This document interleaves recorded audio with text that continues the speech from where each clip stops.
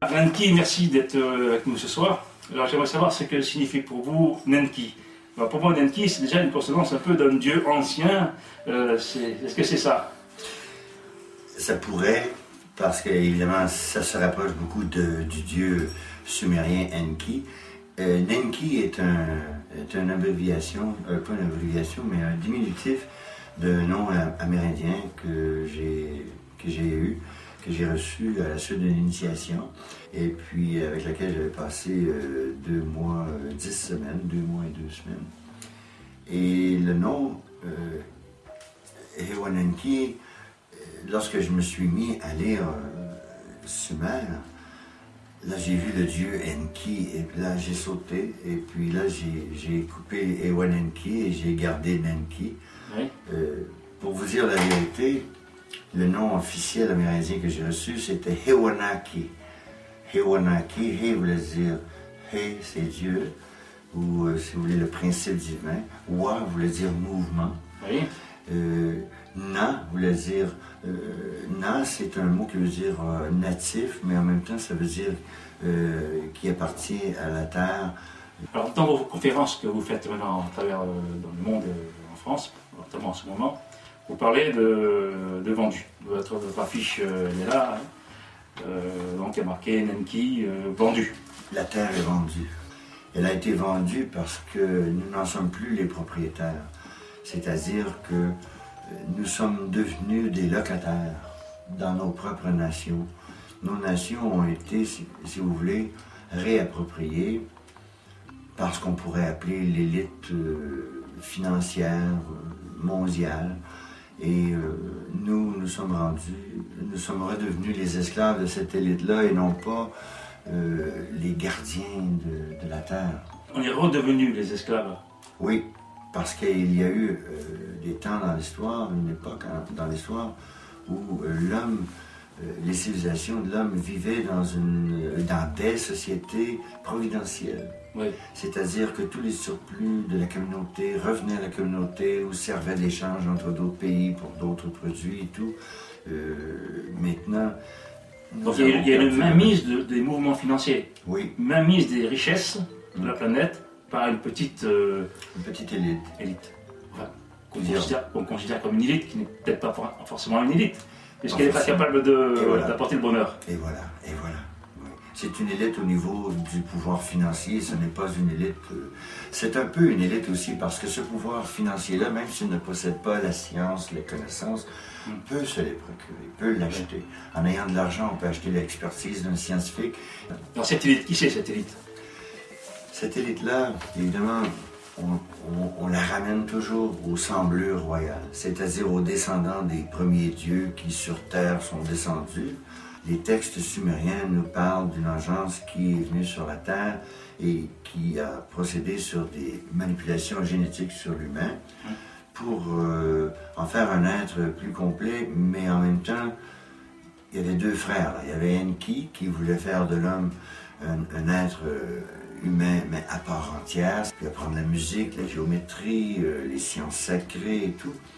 Et tandis que son demi-frère, Enlil, représentait, si vous voulez, un peu comme le pouvoir financier, le pouvoir du commerce, le pouvoir de l'industrie, qui, lui, voulait que l'homme n'ait pas trop de connaissances afin qu'eux ne perdent pas leur pouvoir et faisait en sorte que l'humain était tenu dans une espèce de semi-coma où on a un ouvrier parfait qui ne pose pas de questions, qui meurt pour son maître. Et tout. Pourquoi est-on vendu?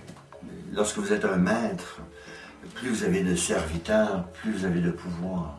Lorsqu'on est dans une dimension, si vous voulez, où on se croit le bienfaiteur ou le maître des humains qu'on a manipulés génétiquement.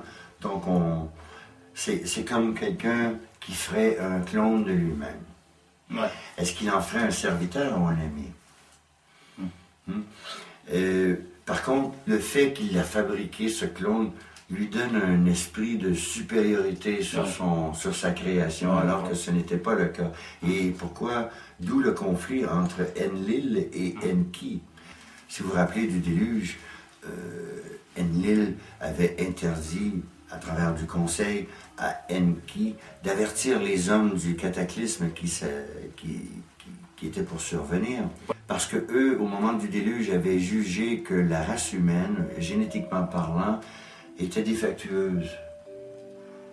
À cause du fait que les hommes, en se répliquant entre eux, c'est-à-dire en procréant entre eux, avaient perdu la source des premiers gènes. On a dans l'histoire le récit que Ziusudra, qui se trouve être le Noé des temps modernes, avait été averti par Enki et on lui, étant donné qu'il ne pouvait le dire, il a dû le faire d'une façon très subliminale, ce qu'il a fait. Et selon l'histoire, Ziusudra aurait été une descendance directe d'Enki. Et c'est une des raisons pour laquelle il voulait sauver, si vous voulez, la dernière réplique. Il lui fournit un pilote et la technologie pour construire. On lui avait demandé de construire un submersible, c'est-à-dire de construire un bateau qui pourrait virer à l'envers. Donc on s'attendait à un tsunami.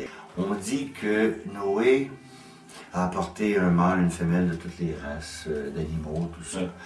Les seuls animaux qu'il y avait dans ce bateau étaient les animaux que eux consommaient pendant l'année qu'on leur avait dit que ça durerait. Donc ils s'étaient amenés des animaux pour manger durant le voyage. Mais que faire? Comment se fait-il que tous les animaux auraient été sauvés? L'aide qu'Enki fournit à Ziusudra était aussi une aide technique. Et on avait demandé de récupérer le sperme et ou l'ADN, c'est-à-dire des cheveux, des poils, un morceau de peau, de tous les animaux qu'ils pouvaient rencontrer, de les mettre dans une petite éprouvette. Donc, il pourrait y avoir dans un pan de mur 50 000 éprouvettes avec spécimens d'animaux, d'insectes, tout ça. Donc, eux, leur but, c'est qu'ils avaient donné à Ziusudra et sa famille la tâche d'amasser le plus d'ADN possible. Et c'est à peu près ce qu'on est en train de faire dans le moment. Hein? C'est la même chose, la même histoire qui se répète, la même truc. On n'avertit pas les hommes d'un grand cataclysme qui s'en vient. Il y aura un cataclysme en 2012, j'espère qu'il n'y en aura pas, hein, je ne suis pas devin. Non. Mais c'est un peu la même histoire. Et la conspiration, l'histoire de la conspiration, elle démarre avec Enlil et Enki. Oui. Ça continue. Et voilà. Ça fait des milliers d'années que ça continue. On ne s'en sort pas. Non, on ne s'en sort pas en un sens que on est tellement manipulé premièrement, on a été coupé de cette histoire-là, on a été coupé de toute la connaissance astronomique et astrologique. Toutes les traces. La connaissance terrestre. Il y a quand même beaucoup de traces sur la Terre, des monuments gigantesques, des cités qui sont sous l'eau, qu'on a découvert, qui sont gigantesques aussi. On n'en parle pas. Qu'est-ce qui se passe là? Oui, ou un désir très très intense de poursuivre cette manipulation-là afin de garder le pouvoir. Parce que le pouvoir provient de la connaissance. Aujourd'hui, le pouvoir provient de l'argent. Non, l'argent n'a pas de pouvoir autre que d'acheter ou de s'approvisionner des sciences et des connaissances. Il y a beaucoup de gens qui ont de l'argent et qui sont nuls, qui n'ont pas de connaissances scientifiques.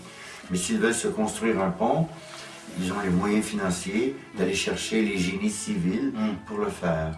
Donc c'est un peu la même histoire qui se répète. Par contre, il ne faut pas oublier le rôle d'Enki là-dedans. Le rôle d'Enki est que nous sommes sa création, c'est-à-dire nous provenons de ses manipulations, et que cette entité divine-là, ou cet extranéen-là, qui, évidemment, dans les hiérarchies est très près, si vous voulez, du grand maître à nous, lorsqu'on a commencé à servir l'homme, Enki a dit non, il y a une loi universelle qui dit que lorsqu'on crée la vie, on doit lui donner la liberté d'évoluer. D'accord. Donc, il y a eu on a laissé l'homme évoluer, mais on n'a jamais voulu lui donner le pouvoir extrême de la connaissance. Enki a dit non, l'homme doit posséder la connaissance des arts, de la musique, de la géométrie, de l'arithmétique, de la physique, de la chimie. Donc, il a créé l'école des mystères. C'est Enki qui par l'entremise de son fils, Thoth, Enki voulait donner à l'homme la connaissance envers et en dépit d'Enlil. Alors Enlil n'avait d'autre choix que pour empêcher les hommes à obtenir cette connaissance-là et lui perdrait son pouvoir si les hommes possédaient la connaissance de construire des édifices et tout. Donc il y a eu une grande guerre entre eux, qui s'est faite. D'ailleurs, cette guerre-là est mentionnée dans la Bible par la destruction de Sodome et Gomorrhe. Par des armes nucléaires, qu'on décrit très bien dans le livre d'Enki. On mentionne l'effet dévastateur de ces armes-là.